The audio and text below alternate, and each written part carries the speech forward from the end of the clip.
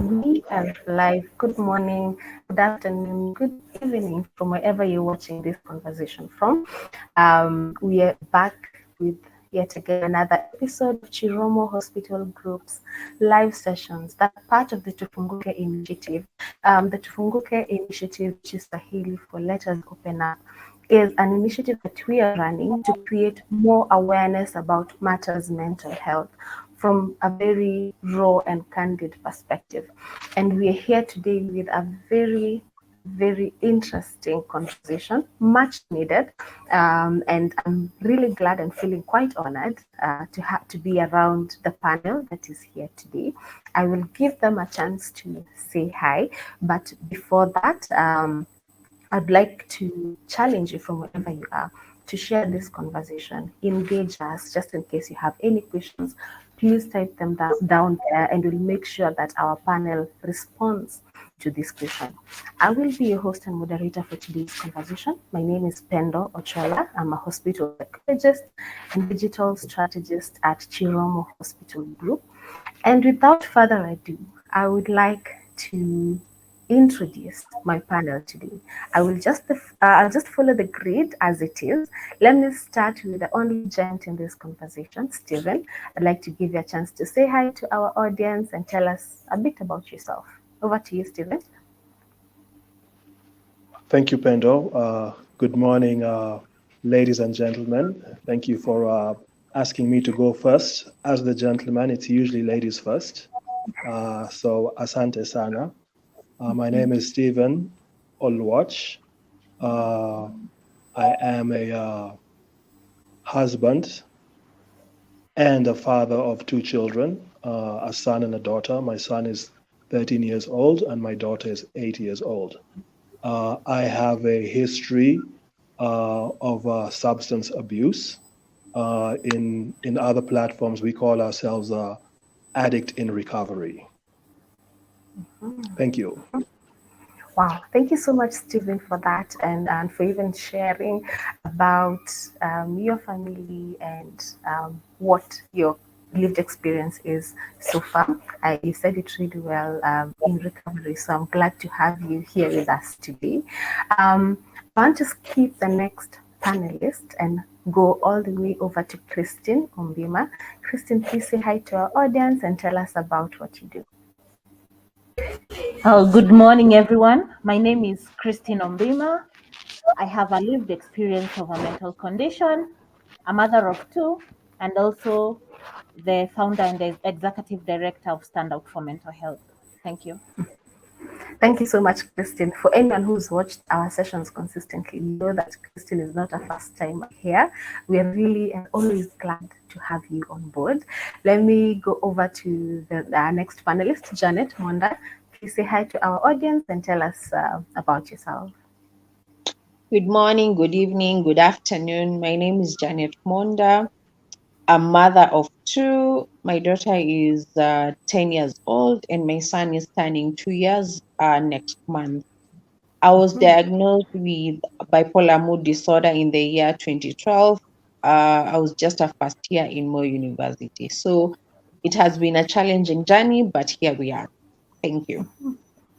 Thank you so much, Janet. We've also had several projects and interactions with you, so I'm really glad to have you here today.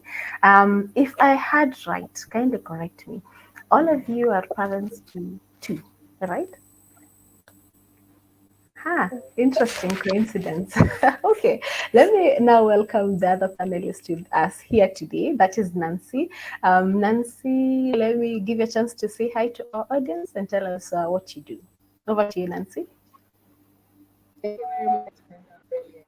Good morning. I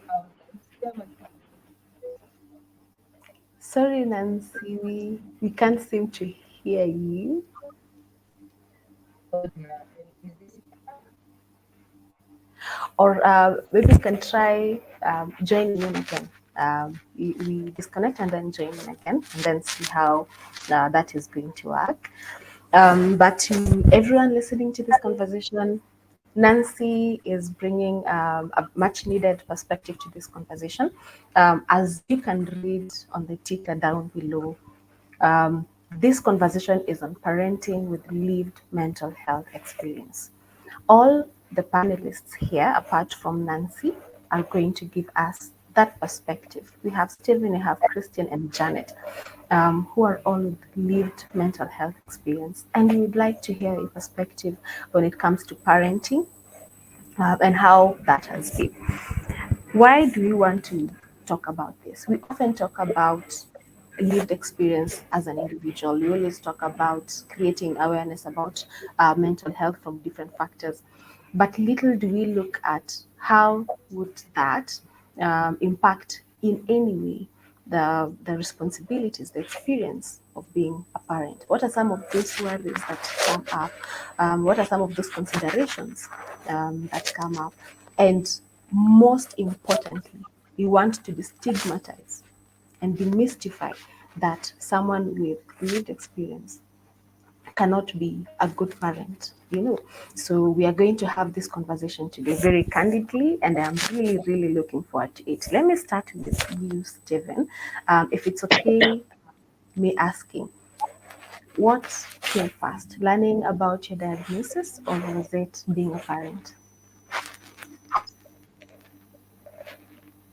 First came my diagnosis, Okay. and then came the parenting. I actually got married uh, after being diagnosed and having lived uh, through the substance abuse.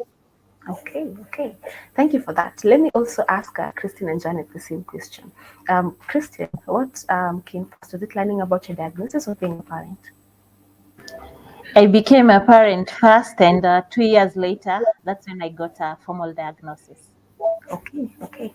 Thank you, Christine. How about you, Janet? I was diagnosed first of all, and then a few months later, I think 1 year, I got my daughter. Okay, okay. I like that you have different experiences in this. Let me start with asking you, Stephen, the diagnosis first, and then you became a parent. Were there any considerations that came to mind when you were thinking about becoming a parent?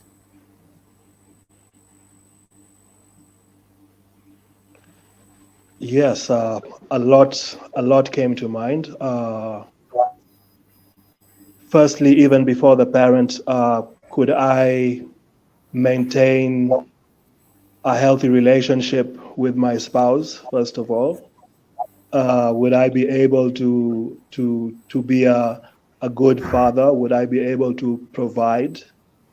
I think that was the one that really was on my mind: is am I going to be able to provide for my children, considering I have a history or a past in addiction, drug addiction, and have almost zero financial management skills and have very little or no money at all.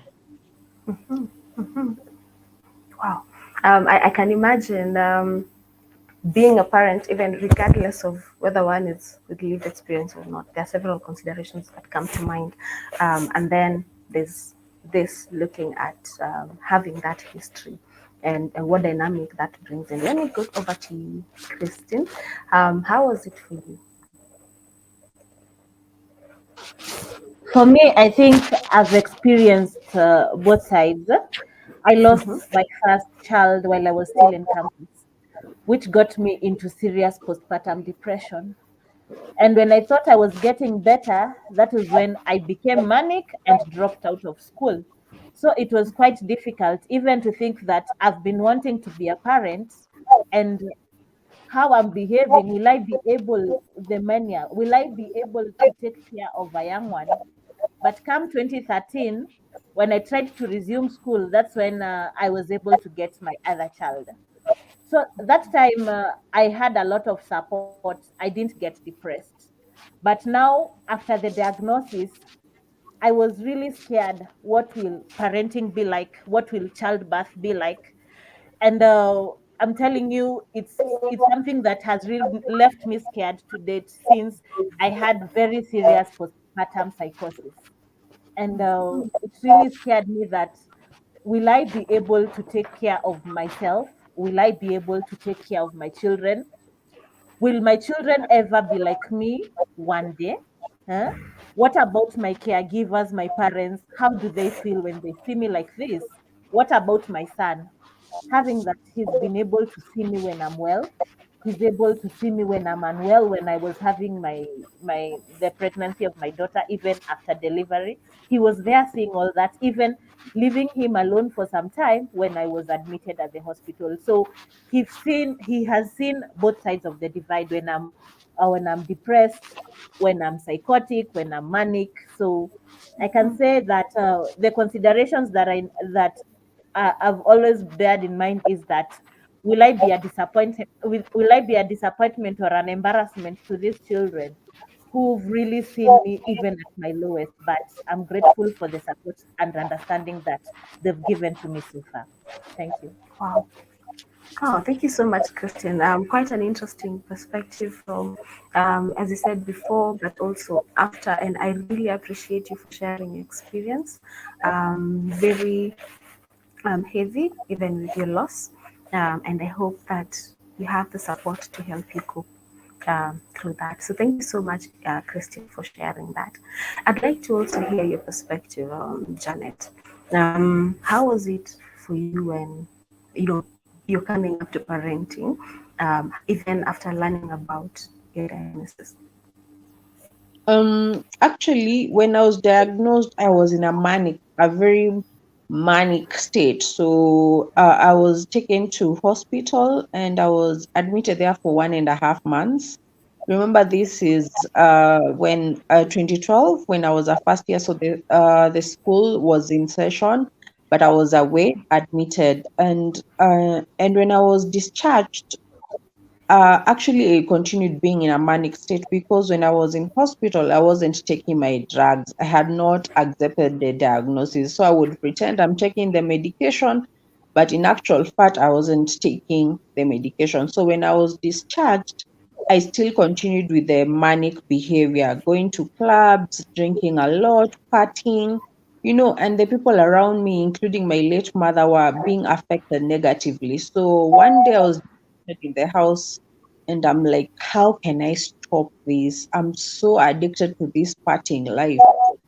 Can I stop being this child, daughter, sibling who's putting a lot of pain to the people who are around me? So I just decided, I love children a lot. So I just decided I'm going to be pregnant. And I knew if I become pregnant, I will stop doing the things that are detrimental to my health and also to the people around me. So I gave birth in 2013. And the moment I realized that I'm pregnant, I stopped going to clubs, I stopped taking alcohol, and I just became someone who was very responsible. So a year later, 2013, August, I got my daughter. And the journey hasn't been easy. Just as Christine and Oloch have mentioned, it hasn't been easy. And I remember when now the second time I'm giving birth, I gave birth to my son in 2022. And at that particular time, I got into postpartum depression. And I did realize I'm actually depressed. And that is one of the things that happens to lived experience people. They actually don't know. Someone who's going through a depression phase wouldn't actually know they're in a depression phase. So taking care of my son was a bit difficult. I wasn't taking care of him the way I'm supposed to. He ended up having a diaper rash. I wouldn't bathe him. And that is when my sister realized that there's something wrong with me. I was sleeping too much. I didn't want to talk to anyone. And that's when now they took me to hospital. I couldn't even remember I have a daughter. That is how bad the depression was. So if I get into some of the worries that I normally have is not being present for my kids. And one way of not being present for my kids, it's when I'm relapsing. So if I'm depressed, automatically I'm not able to take care of myself and also my kids. And also when I'm manic, I'm not able with manic before it gets to psychosis, actually parenting becomes very exciting. Like you're present for your kids, you're having fun with them, the parenting responsibilities become easier. I end up having a very good relationship with my daughter. We act like we are friends.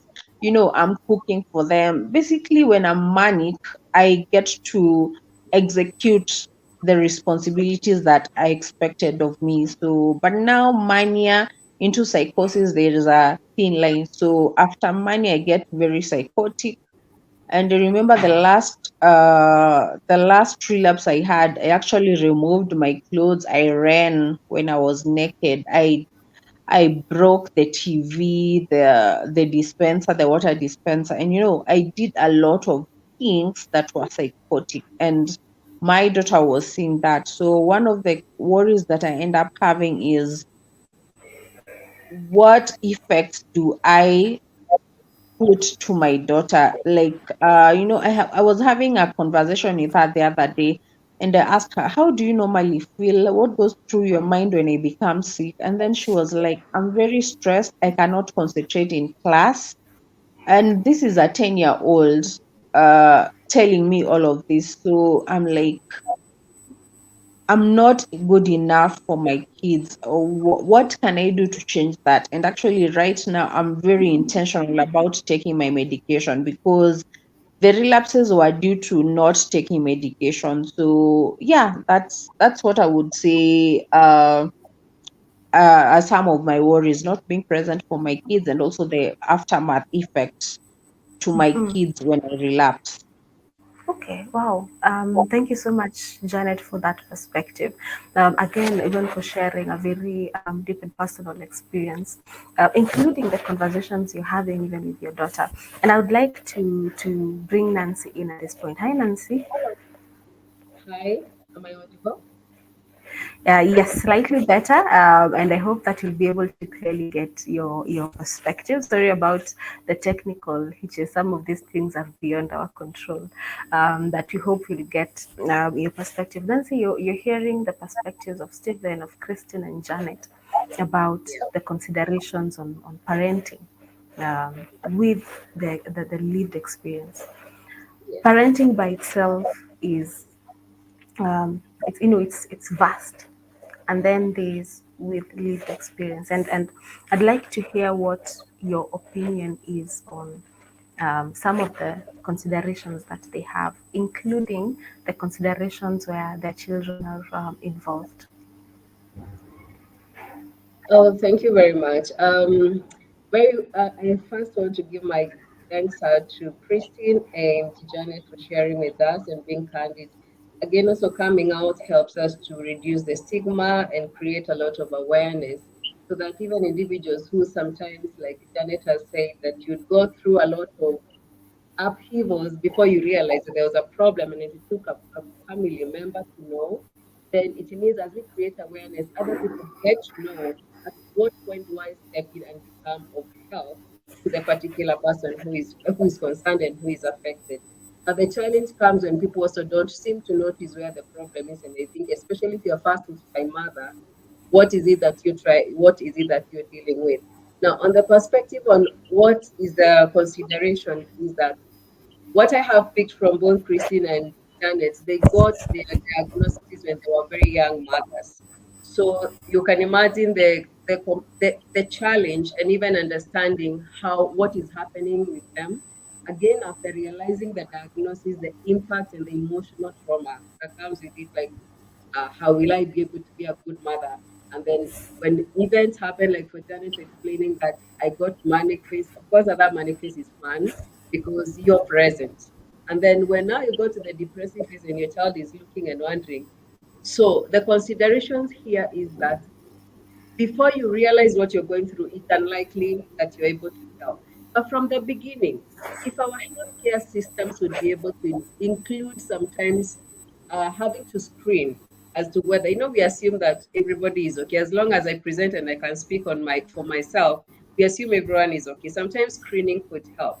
And when it doesn't help, where it is diagnosed, then we need to do health education for individuals to be able to understand what it is they are going through and how to be able to cope. Children may only understand information in age-appropriate conversations. A child who is very young may not even understand what the parent is going through. But as they grow, this conversation can be entrenched so that also the relationship with the parent does not become strained, as they may not seem to be understanding what is happening. Also, what is a support system like? Who is your support system? You need to identify them so that they'll consistently be there when you need them, because they know what perspectives you're going through at that point in time. So your support system is very, very important. And again, when you're speaking to your children, let it be age appropriate conversations so that you don't overwhelm them with too much information, or you make them get very worried because they may start wanting to take responsibility of your illness, which may burden them without them realizing, which again, now this can bring other problems. Back to you, Penda.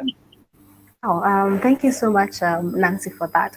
And I'd like to hear perhaps from the rest of the panelists. Janet, you've told us about your experience talking to your daughter about how she feels when you've had an episode of relapse.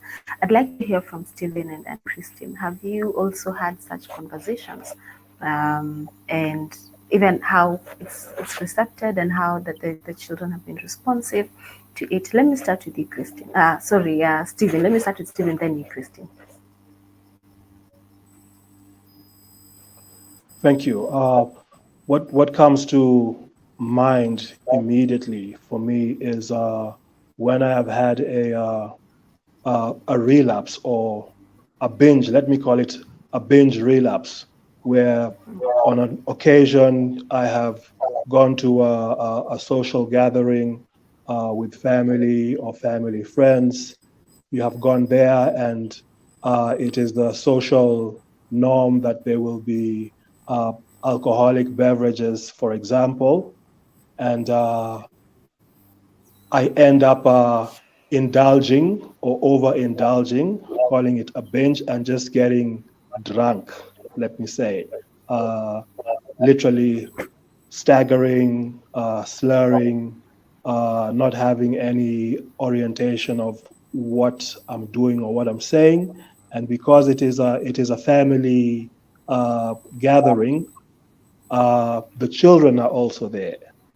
And so then here is my daughter, who is more vocal than my son, is watching daddy getting drunk and disorderly, and they become very fearful. And up until today, my daughter is afraid to see anybody drunk or under the influence of alcohol up until today. So then start by acknowledging, yes, I do have a substance abuse problem, and I cannot control my use in any way. And unfortunately, this one time, I have slipped up. And this is what happens. I guess for me, the other reality is they can actually see the effects. It is not a story they're being told. They can actually see it happening, unfolding right before their eyes. And unfortunately, in this particular case, it's a very significant person in their life called daddy. You know, here's my daddy, and this is what is happening.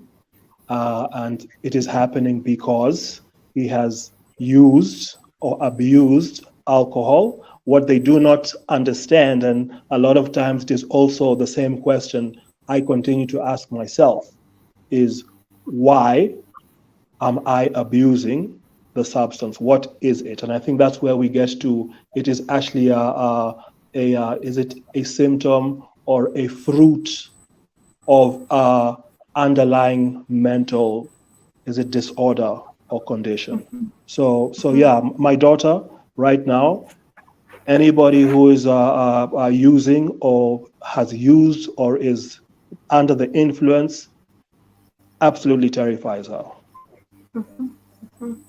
Wow. My son doesn't say very much. My son, who is older, doesn't say very much. And that is now, I think, a bit more of a concern. Maybe the professional can help us there. So then what happens when the other child observes all of this and is not saying anything about it. What is really going on?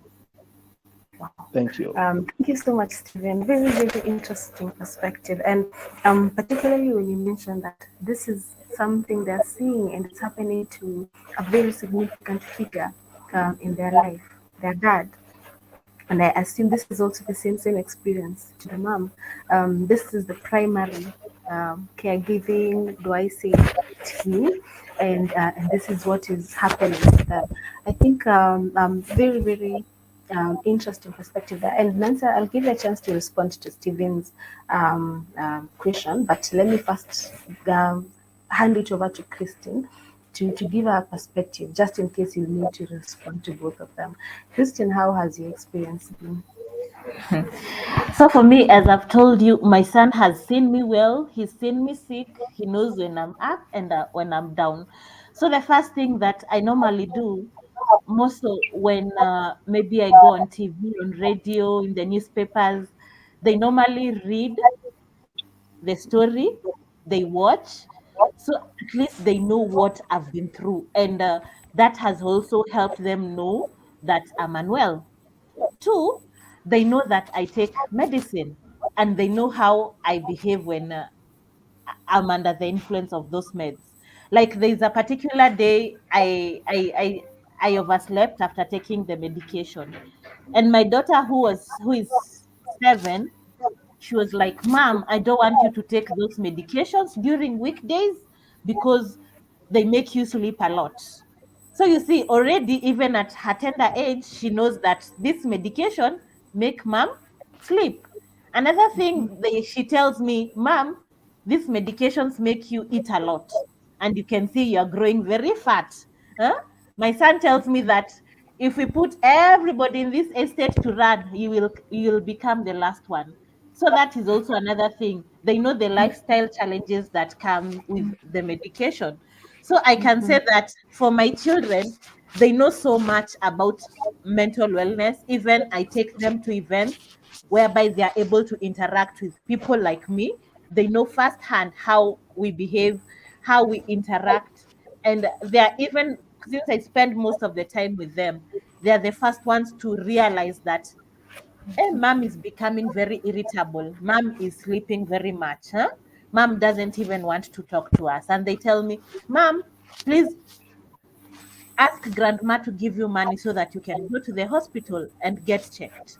So I can say that even having the conversation with them, that explaining to them this is what mental health is, this is what bipolar is, and this is what it has done to me, it has really helped them understand that at times I don't do some things out of my wish, and they have become very understanding. Thank you. Wow, thank you so much, Christine, for that. And I like even when you gave us some of the words and statements that your son says, and this is even reinforcing more of what Nancy was saying, that children will experience and they will, do I say, digest this from their capacity, and they will also communicate it from their capacity as well. And if you're having conversations with them, they need to be on their level. If you want the message to get home, Nancy, I would like to hear you in at this point. What are your thoughts on these experiences that Stephen, Christine, Janet have talked about? Thank you very much. You know, when the society idealizes parenthood as a period of joy, fulfillment, being a natural, sometimes these dynamics are thrown into confusion when you're in a state where you are not able to have control of your emotions and feelings in a situation where you have a diagnosed mental health condition. So your ability to be a natural, to offer emotional support and affection to a child sometimes is affected when they have comes with the mood swings and sometimes emotional detachment and difficulties in expressing how much you care about them. Now, what happens with this inconsistency in emotional availability? What it to the children, they sometimes see it as a bit of instability in terms of how they perceive security and the stability at home, because at that point they do not get to understand what it is. So where there is no consistency in how a natural is able to offer the support and love, the child then will have to develop some defense mechanisms to be able to survive in that particular environment.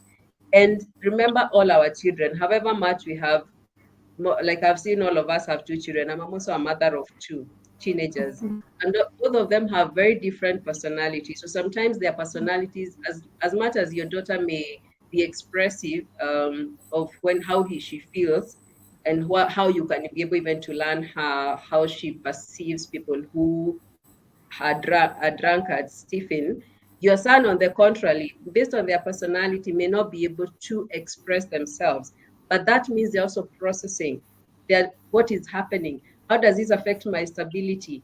And if it comes with some commotion, they'll always be conditioned that when this happens, then this other one follows up. And then therefore they develop either a fight or flight mechanism. So sometimes over time, when it is very consistent, it becomes almost ingrained conditioning that when this pattern happens, then this other one follows. Unless now something goes out of context completely, that is how they become conditioned. Their stability somehow will get affected. But if there's a support system that gives the assurance, constant communication, being able to let the child see why this happens, then that's different. Because if both parents are able to come in between and express to the child that this is a phase, it is gets to go, they sometimes become very fearful and can become very detached as well. Now, that is on the nurturer's role. Remember, you as a parent, you're also a role model, because kids model behaviors from their parents, including the problem-solving skills and how to cope. Now, they may have some maladaptive coping strategies, but as well, I've said, as much as possible, involvement, communication, clarification can go a long way in helping a child to be able to understand, how do I go about understanding and being able to be present. And that is why one of the things I usually say, as much as there's so much we can say about what happens in a parent who is going through mental health issues, you will also notice that with the mental health parents, you may notice that their children can build resilience and coping skills, having seen their parents struggle and sometimes work it out, struggling through it and working on it. And because of this successive communication, you may notice that the children do not really just get out of line. Sometimes they also learn how to be able to be resilient and be able to cope.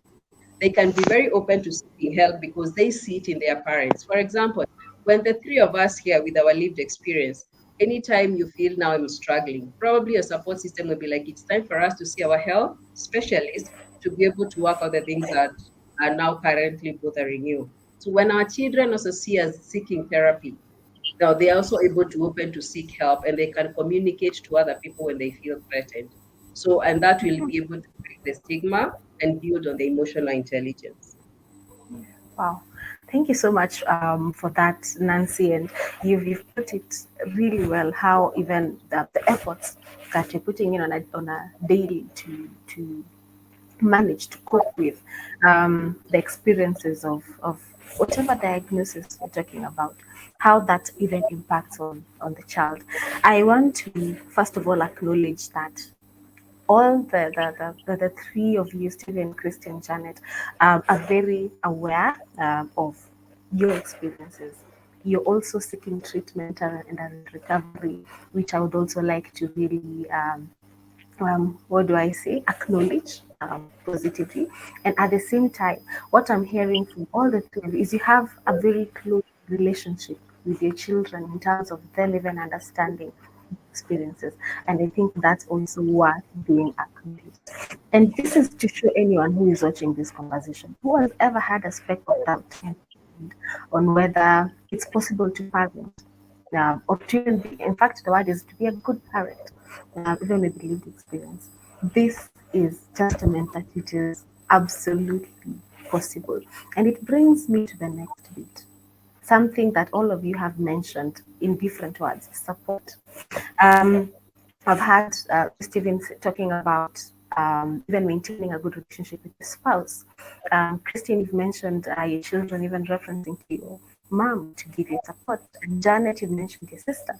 All of you are talking about that psychosocial support that you need in this experience. Let me start with you, Stephen.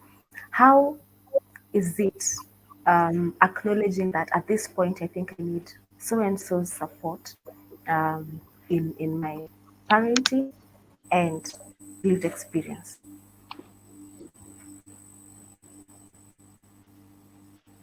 Thank you. I probably fall into that stereotype or narrative of men not necessarily wanting to ask for help or acknowledging we need help. I think part of the reasoning behind that is that I might not even be aware of what is going on, or I'm not able to express myself. One of my personal challenges is, yes, trying to express myself. Something is going on right now, but I don't really know what it is. And for my spouse, that becomes very frustrating because she can see something is going on. She's even asking me what is going on, and I'm not able to express it, at least not immediately. And then it begins to feel like I don't want to actually say what is going on, or I don't want the help, or I think I'm just fine, or it is nothing. Nevertheless, yes, my spouse is she's the one who lives with me. Fortunately for me, I don't know how fortunate it is for her, and so she gets to see me all the time. We've been together for she was counting the other day. I think it is 16 years and 199 months. She's got the numbers which I don't have. That's how long we've been together. She's known that I have challenges with substance abuse. And so she's very aware, has always been very aware. And that has helped me. So even before we decided, hey, let's formalize our relationship, she knew that this man has got addictive behaviors. And she made it very clear and has demonstrated it to me that she accepts that, and she always, in her own words, quote unquote, she will always watch my back, and that is very reassuring. That I know she's there. She understands. She kind of understands me. She wants to support me, and if I need and want the support, then she is there for me. The challenge is, do I acknowledge I want the support? Do I know what kind of support I'm needing? Am I able to express it? That is now where the onus is on me as Stephen, the man. Thank you. Wow, thank you so much, Stephen. And I really wanted to start with your perspective because, just as you've said, the expectations or these norms in the society about men and receiving support, and how that comes about. And I really appreciate your insights on that and the challenges that you've had. But even more importantly, I want to give a special shout out to your partner for being there and reassuring you that they're watching you through this. So thank you for that, Stephen. Let me hand it over to you, Christian. Is it for you even getting to the point where you have to acknowledge and need support? And what support have you felt like you needed through this experience? Over to you, Christian. So for me, I can say that being a single parent and also battling a mental illness hasn't been easy, since I've been dependent on my mom and my siblings for the longest time. Given that even landing a job has been quite a problem for me for many years since graduation in 2015. You can imagine the same year that I was diagnosed is the same year that I graduated. So I'm yet to accept my diagnosis. I have an year gap in my studies. Therefore, even getting a job was a problem. And I think we understand with the caregiving burden, at times the overdependence on our family members, it becomes too much. Because for me, the times when I get so sick, even taking care of myself is a problem. Now they have to take care of me. They have to take care of my two children. They have to take care of my needs, their needs. The children need food, they need shelter, they need education, they need clothing. You can imagine all that on my mom, who is also a single parent. So I can say it has been really tough for financial support. It's reached a time they had even given up on me, but it is my friends who were able to talk to her. They had given up on me. It is friends who used to feed me, and it was so bad at that particular time. So I can say for financial support it really becomes difficult. And what I keep encouraging other people with mental illness, look for something to do, even if it is volunteering or even internship, not just sitting pretty at home and waiting for your parent, for your caregiver to do all the lifting for you. So I can say, given that it's something that I've seen ever since I got a full-time job, at least I can say I've been able to work. This is the third year working continuously and providing for my children. And you can see even in November last year, I was able to take my kids full-time and provide for them, live with them, and I was able even to move out and live by myself. I can tell you that even the respect, my siblings respect me now very much. My mom even respects me very much. And she even sends me upkeep even without me asking for it. Because she has seen that I have put in all the work. I've decided to take responsibility of my mental wellness. I'm more stable, and even the wrangles that we used to have, they are no longer there.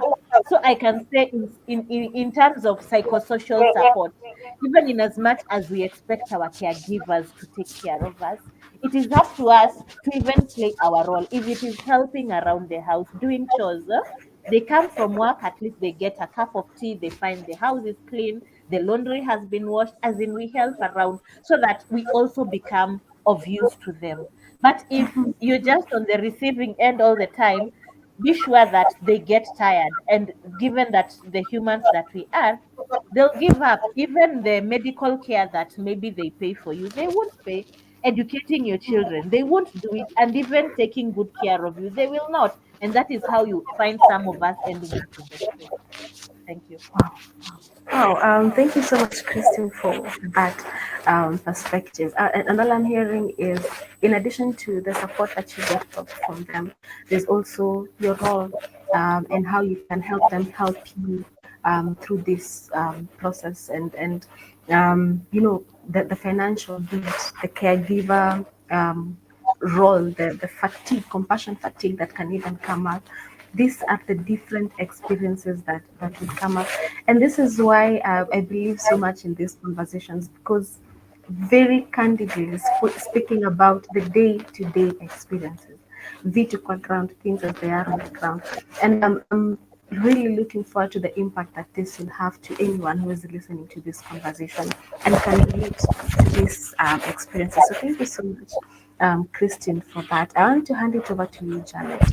Um, when it comes to accepting support, communicating that you need support, even what form of support that you need, how has it been for you?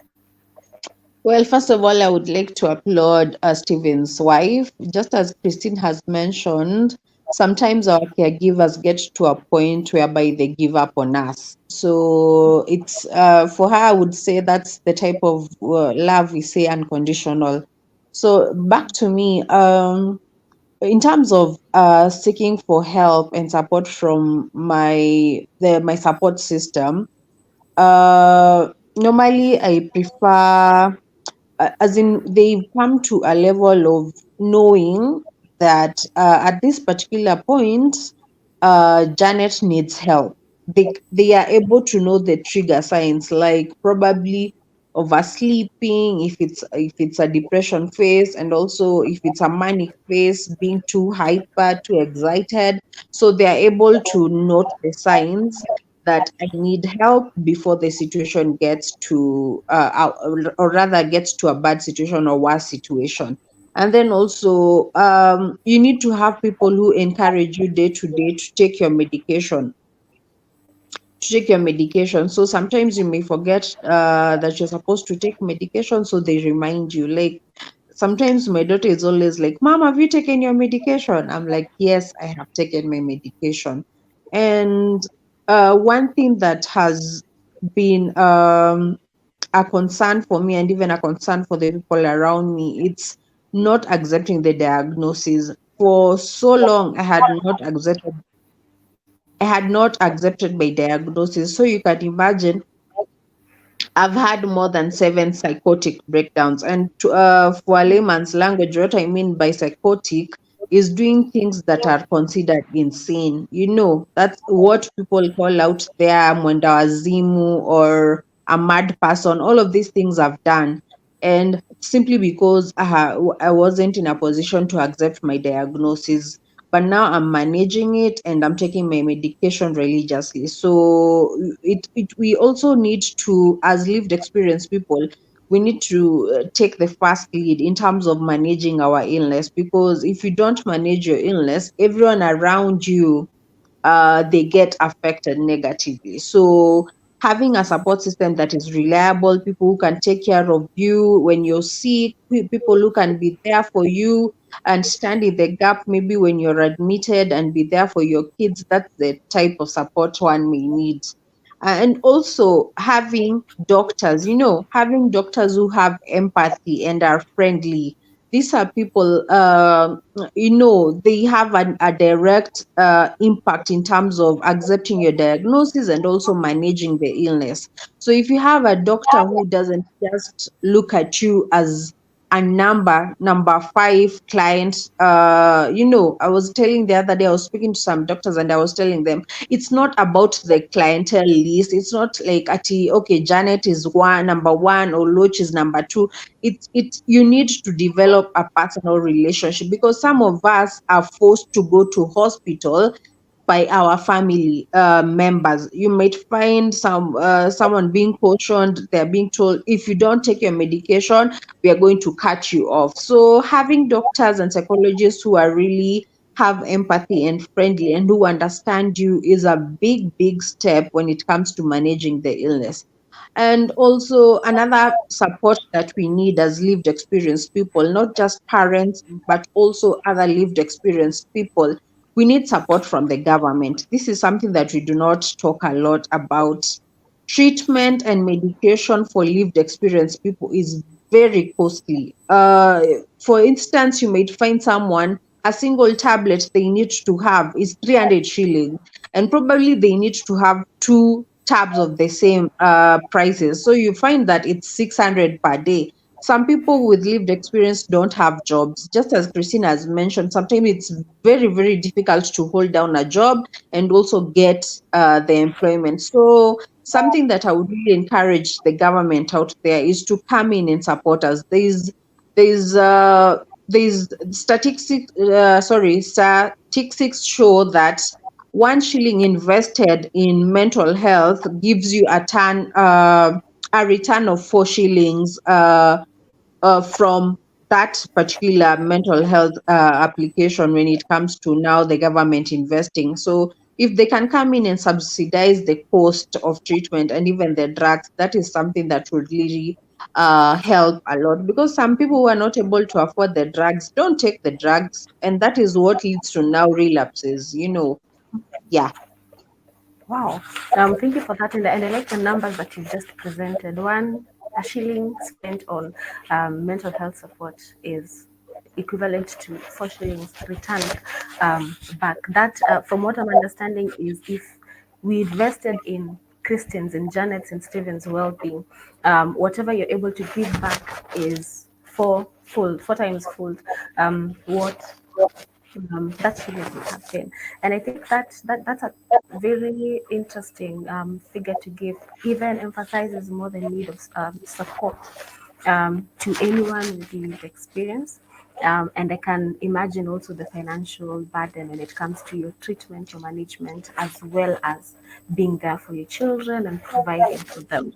So I really appreciate this perspective that you're getting. I would like to invite your take, Nancy, in terms of support from your professional view. What are some of the What forms of support do you feel like someone who is a parent with lived experience would need to even optimize better how they're able to achieve that role? Over to you, Nancy. Thank you very much. Christine. Things like I'll start by saying the reflection your input is like you expect for us to be more empathetic, to be able to understand your circumstances, then at least draw you closer to understanding what your dynamics of the condition you're going through. At the same time, getting to accept it because it's just a process, it's not a one-time thing. So that's a challenge thrown to us, accepted, and we will work on that. And we keep reviewing how well we are doing in the response that we get from our clients. And then the part that I picked from Janet is the need of the government involvement in mental health and investing in it. Here we need to do a lot of lobbying from different groups, be it the professionals, individuals with lived experience, so that they can understand what this means and why these subsidized costs are necessary if we are to remain in equilibrium Okay. I don't know as if it's human just has also me, gone but hand in hand.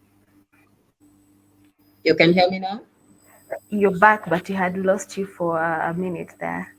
Sorry, I was talking about the lobbying, where both us, the lived experience and the professionals, yes, we need to continue doing this until we are heard and is effective so that we can reach the organs that do policy decisions and policy making.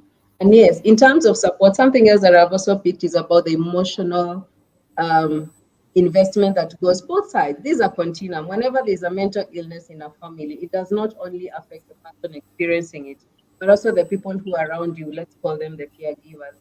And when they get to the point of feeling they're emotionally getting drained, that is a compassion fatigue, it's because sometimes the continuum is having a challenge. Let me give the example where Stephen says, my wife understands and I'll be here to support and be present. Probably if you check, there is communication channels that help both of them to know when to step in and how much support is needed, as opposed to situations where the caregiver does not even understand what the person who needs help exactly needs, where they do not communicate properly, they don't acknowledge even the help they are receiving, and therefore it also makes the caregiver feel hopeless, like whatever they are doing is not good enough. So the empathy levels tend to reduce at that point. So also as a part of our experiences, as even as we go through this, is to appreciate that the caregivers over time, they have an emotional bank that we get to withdraw from as they give it to us. What will sustain it and to always be at equilibrium is open conversations. Always let them know where you need them. Again, accept help. Sometimes when you feel like you've really used them, you feel like there are times you don't want really them to come through. Sometimes accept when you need help so that it's easier for them tomorrow again to come in and give that help in a consistent pattern. And sometimes when you see they are giving up on us, sometimes it's not about us. There's also an aspect we say the caregiver burnout that they're also experiencing. So these are continuum that, being explored has weight on both sides. And now coming to the question on how can we get helped? Support group. I'm sure, I don't know, Christine and Janet or Stephen, you're in support groups that help you to share your experiences with people who are coming from the same challenges that you are. They help us to keep motivated. They help us to keep in check. Sometimes you get accountability partners. As I know, smart often you're not encouraged to form cliques out of them. They help you to keep expressing how you feel. Whenever you go to your psychotherapist, one of the things we ask is, can we have family sessions? What family sessions do, they bring into perspective the challenges that you're not able to speak up to them so that now continued care becomes easier. We also able to clarify, do you understand what your Christine is going through? Do you understand Janet's condition? Do you even understand when she's in one side and then she's on the other side of her condition? And again, what are the triggers that put them in this situation? Because sometimes the triggers are within the family and they do not know. So family sessions will help us to clarify this aspect and make it also easier for your journey. and for the others that are with you. Continue doing your individual psychotherapy. It helps you to keep you expressing the things that you're holding so that they don't also become your re-trigger as you try to adjust. These are some of the considerations that you may think about. And also continue, I usually say it depends with the belief that you have. Always keep also doing the meditations. They help in keeping you in check. Do self-care a lot more. Do things that are going to, like, I like what Christine said, that yes, you may be unwell, but what are you doing to keep yourself busy? Find an activity that will give you purpose. Wow. Thank you so much, Nancy, for that very interesting insights on how to take care of self, how to help the people around you to be there for you. This is a very common experience that people do what they think you need. And it's very basic, because if I feel like when I'm down or when I have a flu, I want someone to clean the house for me. What I will do when the person next to me is down is I will clean the house for them. That's what I do as support. But there's talking to them and figuring out how would you like me to be there for you. So even when it comes to support, we guide the people around us on how to be there for us. So communication, from what I'm hearing, is a very important bit when it comes to support. And finally, self-development. What can you do to improve your situation, to keep yourself busy, engaged? And again, I'd like to really applaud the panel that I have today, because Janet, Stephen, Christian, all of you are active in your own spaces in terms of creating awareness about mental health. Christian, just a moment, you said you've had a job for 3 years now. You forgot to mention that you're actually a founder of a whole organization, and you've managed to, put that together. So we are also, acknowledging that. So there's room for doing a lot when one is in treatment, in recovery, with support. There are no limits to it, actually. We are coming towards the end of this conversation, and I would like to perhaps call our panelists to action in terms of giving a word of encouragement or giving a message to anyone who is listening to this conversation and they have lived experience, they have a prognosis, and they're considering becoming a parent, or someone who is already a parent. They're listening to this conversation and the symptoms that they feel like they're relating to, or they're just receiving a diagnosis. I would like you to give a word of encouragement or a message to them in terms of parenting with lived mental health experience. Let me start with you, Stephen. Thank you. I'll try and answer the questions. Sounded like there's three of them. If I miss out on either or, I'm sure the rest of the panel can fill that slot in. Firstly, for me, I think to be prepared as best as possible, which involves, I think, information, which involves speaking to maybe a therapist, maybe to other parents. What exactly does it take or does it involve in being a parent, so that when I'm going into it, or when you decide to go into it, you're making an informed decision and you kind of expect what or how it could turn out. Of course, there's no blueprint, there's no copy paste that this is how you parent. Uh, things can get very fluid, but if you have the information as best as possible, and I think, at least for me, I didn't quite, maybe I didn't seek it, and brings me to the next point. Then let's go out and ask for the help. Let's go and find out what does it take. Let's do the due diligence. Let's ask the questions, do the research. What does it take to be a parent?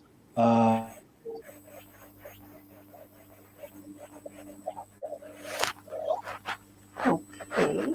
I think it's not only me, but Stephen has frozen. Let me hand it over to you, Christian, as we wait for Stephen to rejoin. Over to you, Christine. Okay. What I can say is that there is no manual for Just parenting. like to More encourage you so, that you give it your best, but as long as you give it your best, then I think your best is Hi, good Stephen. enough. Take courage. So, And lastly, sorry to, yes, and we lastly, lost you for a brief moment there. Sorry for that. Um, we missed just a bit of what you're saying, but we came back at encouragement. Maybe you could just go back on that statement.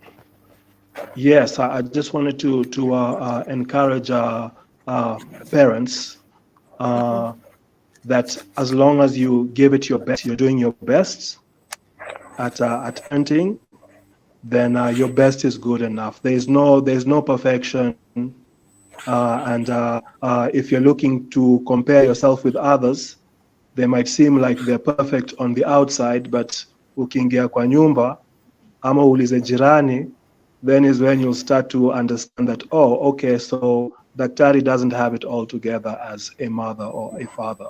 So just do your best, and your best will be good enough. And then lastly, because I personally have the spiritual inclination, I really believe that procreation or creation or reproduction is an act of God. Yes, I will do my bit, but the actual conception comes from God. So if God has allowed you to become a parent, then I really believe that He knows that you can be. Whether He caused it or allowed it, He knows that you can take on the responsibility. And with the help that we all need in whatever areas, then it is possible. Let's not get into that. There's also the narrative these days that we want to reduce the population, and young people don't want to have children because life is so hard and all of that. These children, for me, my closing shot, my children, courtesy also of the baby mama, I think is what has really inspired me, given me more reason to live.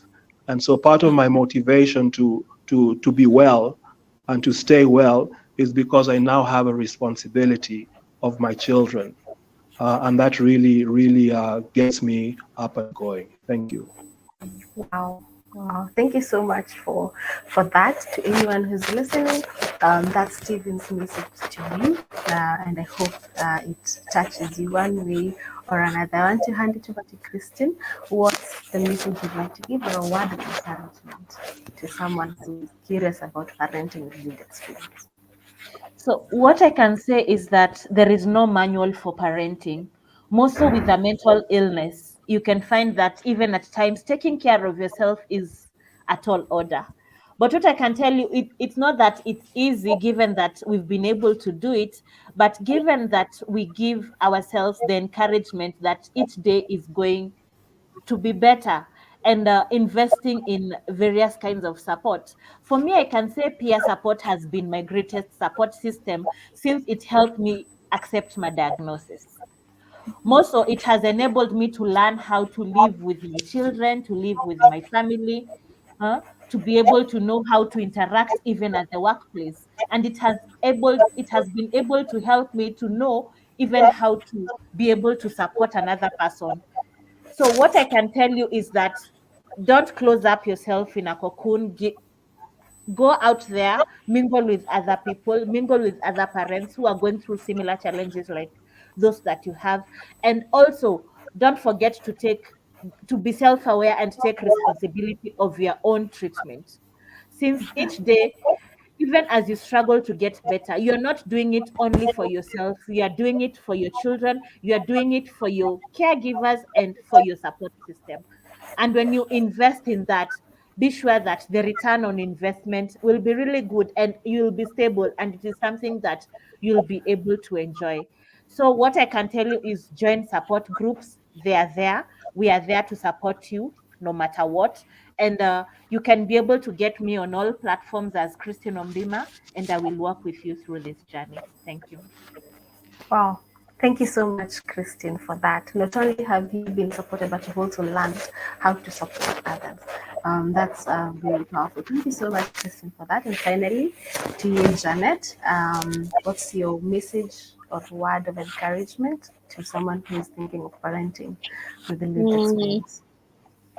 I think what I would like to point out is the fact that parenting is challenging, more so when you have a mental health disorder. But at the same time, it's even for neurotypicals, even for parents who do not have a mental illness, it's still challenging. Christina said there's no manual, and actually, there's no manual. And what works for one parent might not work for the other parent.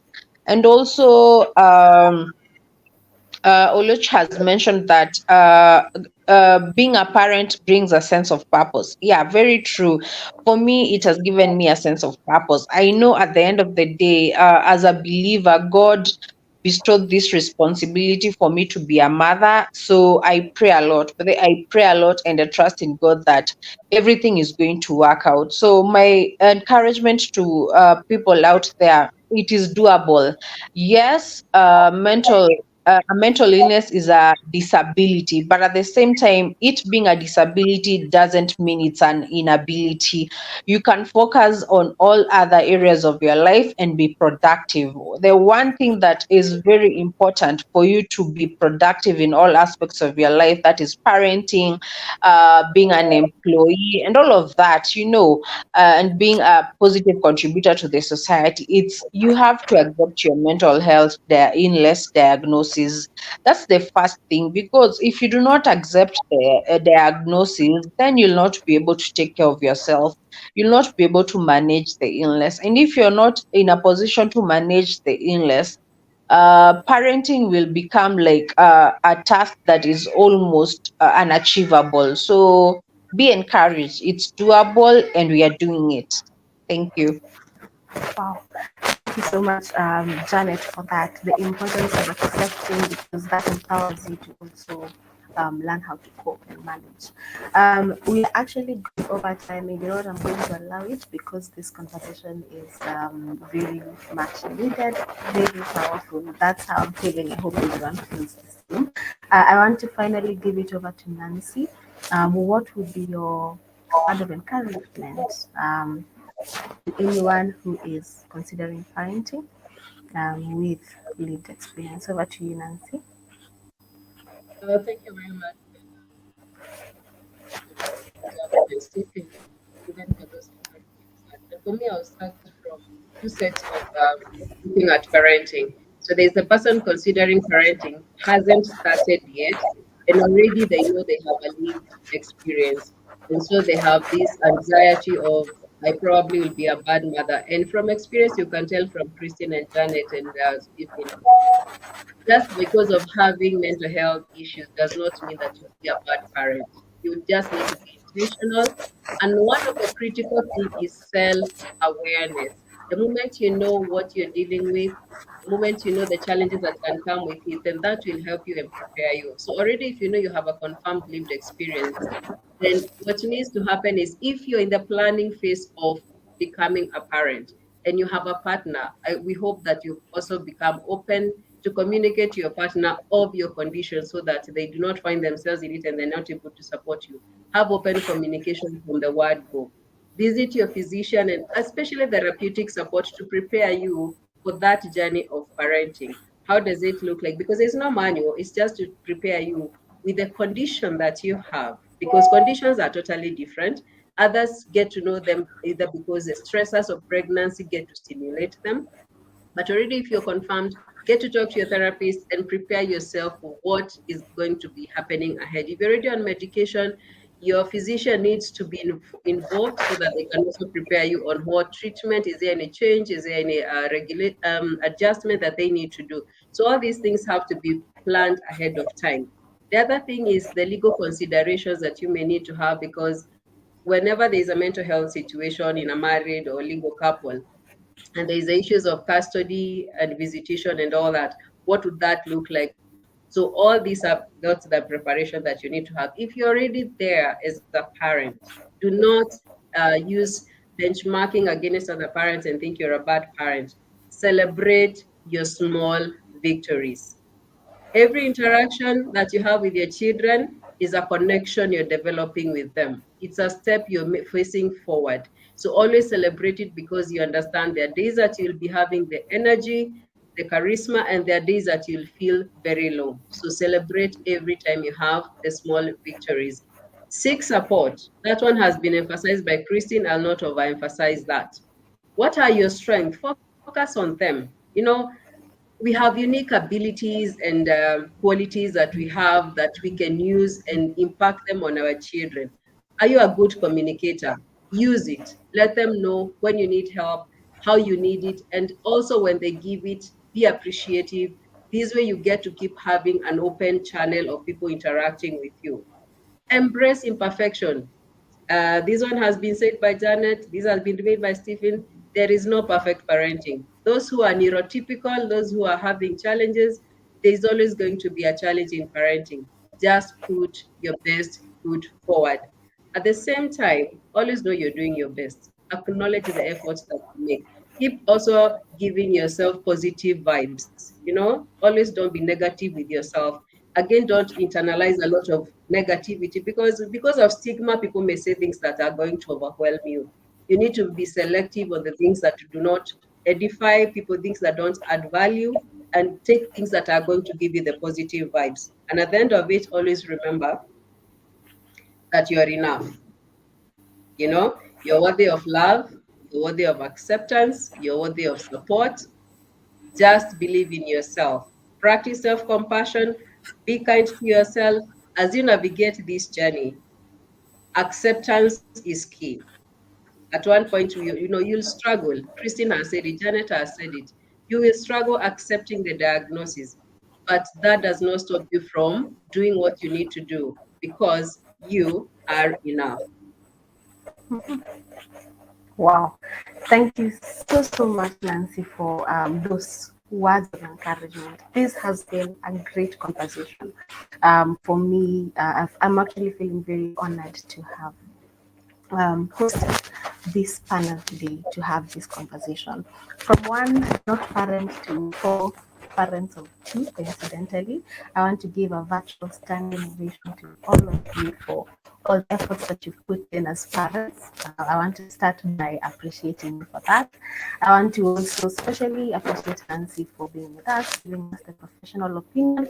Which in case you didn't know, this is Psychologists Week. So we also particularly appreciate all the psychologists out here and the efforts that they've done to support everyone.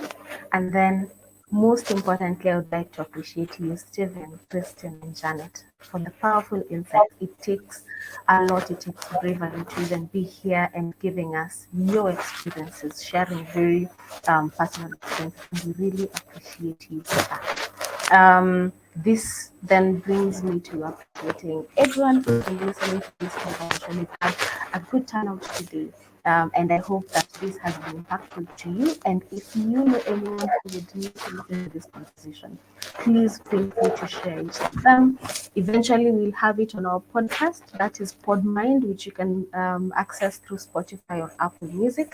Please feel free to share this to anyone who would listen to this. As I come to the end, I want to highlight a few things, and one is our toll-free line. This is a crisis line that we have that is there to support anyone who is in crisis and needs support. I want you to remember that you're never alone, and there's someone who is willing to give you support when you need it. So you can call this line 0800 220 000. On the other line is a psychologist, and they will be there to give you support when needed. All in all, we are working towards our initiative Tufunguke, which is Swahili for Let Us Open Up, and this is set to create platforms for us to talk to the next person if you feel like you trust them enough about your experiences and challenges, and give them a chance for them to support you and be there for you. Eventually, we'll be working to destigmatize a very stigmatized topic, and that is mental health. I want to appreciate everyone as I'm coming to the end, and I hope that you all have a good rest of the day. Thank you, and engage with us, ask us questions, and we'll be there to support you. That is all. Remember, tufunguke.